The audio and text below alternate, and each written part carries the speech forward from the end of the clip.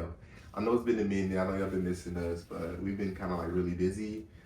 Me with school full time. Also did an internship over the summer, and working on this house. Yay! So we've been like very busy. And then what you been doing, your nursing stuff? Just travel nursing. I took on another contract, and then we're still like managing our very first multifamily investment property. So this video is basically going to talk about the cost of purchasing a property, our process, how we got the money to buy the property, and then our long-term plans for the property. So the property that we acquired was a 2-unit, so it was a duplex. Both units had 2 bedrooms, 1 bathrooms. We acquired this unit over the summer of 2025. I think it just was more so like time for us to kind of acquire like some type of property and invest.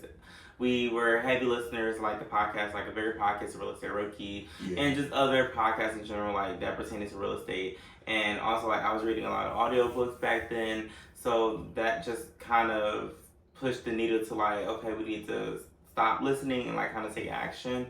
And that's where we kind of started with pursuing this multifamily property. And over the summer is when we kind of like made a decision. Like we've been doing the research, listening to the podcast, reading audible books and stuff like that. So we've been doing our research for like the past year. I would say probably like 2 years. And over the summer we just decided, okay, let's stop researching and let's kind of like dive into it. So like over the summer is when we solidify, okay, we're gonna buy a investment property. I knew it was gonna be challenging for me because like after the summer, I knew I started my fall semester for school, 2025. It's like my last semester. I graduated in December. I knew at the time I would be taking 5 classes. So I knew like this process would kind of be a lot for me, doing 5 classes in school, also managing a whole rental property. I knew it was gonna be very busy for me, but I was like, it's time, just gotta do it. I know I'm gonna be very busy, but I gotta do it. It was more so like just stop waiting because there'll never be a perfect time. Yeah. And like always like we'll be busy with life, so it's just like you gotta just do it and then just take the risk and just say like you're gonna just put your all into it, kinda. So starting out, like kind of like the backstory of how we acquired the multifamily property. We used our same realtor that we had to acquire our first primary residence. With this, we just, before even contacting, we kind of wanted to build what's called like a buy box. And this is where you kind of outline all of the criteria that you're looking for within a said property. So like price range, what kind of strategy are they use to attack the investment property, what type of investment property are you even looking at, and also like just the area. So for us, our buy box was we wanted to do a multifamily home, duplex, triplex, fourplex. We wanted the price range to be anywhere between 70 to 100,000, maybe like just buying out the door, like off the market. And then we knew the strategy that we wanted to go into, and we wanted to utilize the BRRRR strategy, which is the buy, rehab, rent, refinance, and repeat. So like the area we were looking for like a CB neighborhood. So like something that's not too expensive, but something that doesn't have any like a lot of crime, a lot of just like a bad area overall. So we kind of like want to go for like that middle class area. And we found that in Detroit. So we kind of didn't care where it was. Like it could be like in Wayne, Westland, Detroit. It just had to be, like fit our criteria. And we ended up finding it in Detroit. The property that we did acquire was on market property that we did tour from our realtor. Originally the property was listed around like 135 when we first saw it, but then like they started coming down on the price a little bit over like a few weeks that we were touring like other multifamily properties and just trying to get our feet wet and kind of just like visit a lot of properties. So by the time we did circle back and look at the listing, and even when even before we went to go see the showing, the property they were asking for about $125,000. So that was like a $10,000 difference from what they were originally asking for. So then we went to go see the property. Seeing the property itself, it did need a lot of work, and we saw not a lot of work, but it needed a lot of cosmetic work. We did see potential ads because we always wanted to add to the property. That's what makes like kind of the BRRRR so good, because you want to see add value into a property. So with this property, we were able to turn one of the units from a 2-bed, 1-bath to where we're right now turning it into a 3-bed, 1-bath. And we'll go through like that process later on in like another video. But overall, they were asking for $125,000. When it came to putting in an offer, based on what we saw and kind of like the budget we wanted to stick around, we submitted an offer for $90,000. Yeah. It was then countered again for like $100,000, and then we countered finally for like $95,000, and we was like, that's gonna be it. Yeah. And so the seller ended up agreeing to accepting our offer of $95,000. So we got the house for like a $15,000 discount. So we got the property basically at the perfect price for us, and then the seller just basically it was her father's property, and she kind of didn't want it anymore.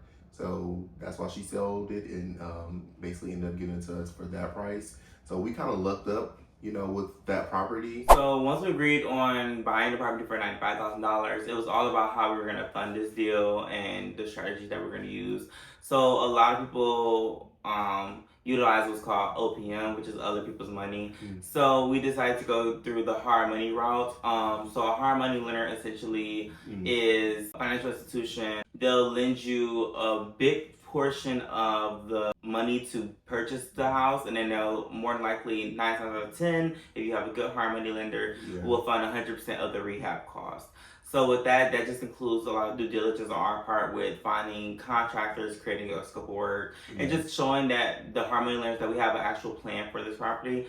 So the hard money lender that we went to, they only required 10% down for the acquisition of the house, and then they funded 100% of the rehab. So the purchase price of the property was $95,000. The down payment plus closing costs all totaled $19,000. For the rehab, we had a budget of $51,000, but we don't plan on spending the whole $51,000.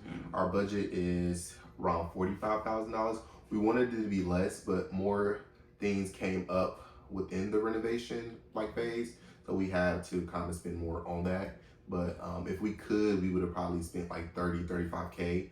But we had to be more realistic. Plus, this is our first BRRRR, so our budget is $45,000. The ARV for the property, so basically the after repair value once the property is fully renovated, is $180,000. And it's up that high because of the additional bedroom as well that we're adding into the downstairs unit. So with the hard money lender covering 90% of the acquisition of the property, that was totaling $83,000. They gave us a rehab budget of $51,700 based on like our scope of work that we submitted to them. Even though we never had the intentions of using the whole $51,000 because that would like mess up our numbers. That's what we submitted because you always want to be respectful of like any contingencies or anything that like comes up in between the plans. So all in for the property, we are in $135,000 for the property if we use like all of the money basically. So that's all we borrowed was $135,000, and then we have an ARV of $180,000. When it came to closing costs, we financed the closing costs through 2 ways.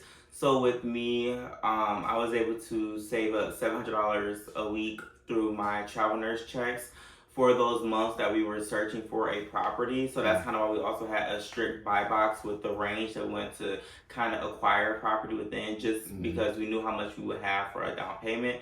And then we also funded $7,800 of that closing costs and the down payment fees and all that stuff through the use of 0% interest 18-month credit cards.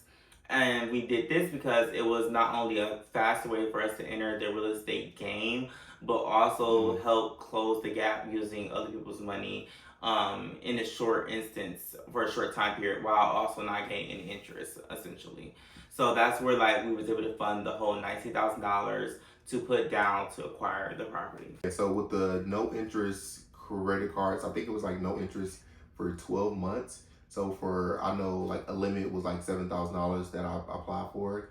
And then I just like had a software to kind of like take all the money off and deposit into our account to utilize that for the closing. And then we have about like, 12 months, no interest free to pay back that credit card, which is kind of like great for us because we can pay that back, within those 12 months and not have to worry about it. So when we're projecting returns for this property with the ARV projected to be $180,000 and we're expected to be all in $128,000. When we refinance, typically the refinance process, they'll give you 75% loan to value. And so 75% of that 180K is 135. So with that being 135 minus us being all in for 128K, once we borrowed all the money that we need to borrow from the deal, we will be profiting $7,000 out of this deal. And so, no, it's not a perfect BRRRR, but it's a BRRRR that gives us a return on our money. We have 2 doors, and we'll have a steady stream of income moving forward, as well as, you know, equity in the property and stuff like that. So when we originally bought the property, the downstairs unit was vacant, but the upstairs unit had a tenant already in there. She's been there for 7 years, so we just decided to have her stay. And then she's paying like around $650 a month. And then the downstairs unit, we are basically almost done with the renovations. We just have to add the additional bedroom in the basement. We're listed that for $1,300. So with the $650 plus the $1,300 that we're trying to list the downstairs unit for, that's like $1,950. So once we kind of are done with the renovation process and we plan to do like the refinance, the mortgage on the property should be probably around like $1,100 to $1,300. But we're getting $1,950. So like it covers the rent covers the mortgage, plus we have remaining cash flow from the property. So with those current rents that were projected, obviously like the second unit was like renovated. It was not as renovated as downstairs unit, but we do expect either our goals for that second unit is either to have the ability to raise that tenant's rent up gradually so she can reach like market rent, or we can have them just simply, they don't want to continue to lease after the 1 year has come up, then they do move out within those 60 days, and then we can just jump the rent hourly up to a market rate rent that is fair for that renovated unit as well. So it kind of equals out both ways, where either way we go, we're starting out with a revenue of $1,950 with both units rented out, and then we have the potential to increase that rent of the second unit to up to market value rates, which could lead us into having a revenue of like $2,000 plus a month for the property. And then we obviously just account for all the capital expenditures and all that stuff to like prepare for any maintenance or costs for the house and stuff like that. But that's essentially like our total BRRRR deal that we kind of have going on right now with our first investment property, which is the multifamily. And then we of course hope to continue this into the future with other multifamily properties and even getting bigger from there. So yeah, if you have any questions, you know, drop them in the comments. Like, comment, share, subscribe. Thank you, we appreciate it.